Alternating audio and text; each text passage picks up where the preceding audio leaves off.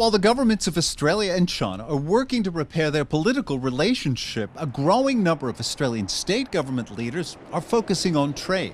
It says that China is an important trading partner and we want to re-establish ties. Victorian Premier Daniel Andrews has already made a trip to China this year. Western Australia Premier Mark McGowan is in the midst of one, and Queensland Premier Anastasia Palaszczuk will reportedly go later this year. The job of a state premier is to promote jobs and investment in their state, so it's not surprising at all that they would see it as being in their state's interest to have a constructive relationship with China. I mean, this was the norm. State premiers have been going to China for a very long time now. And with good reason. China is the largest trading partner for each of those Australian states. While these premiers have the blessing of the federal government, it's important to note that they're not taking these trips to China representing all of Australia, but rather their individual states.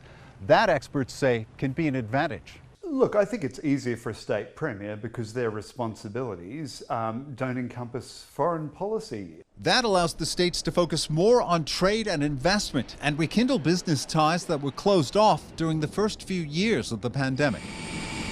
It follows the resumption of high-level talks between China and Australia after a 3-year freeze on ministerial meetings. The federal government or the central government, then, if they want to normalise relations, they depend on the lower levels of government to bring things back up to normal, and things like even customs, practical customs issues, they all solved at the local level. We're pleased that constructive dialogue has resumed. Earlier this month, China announced it was reviewing the tariffs placed on Australian barley. In exchange, Australia agreed to suspend its appeal before the World Trade Organization.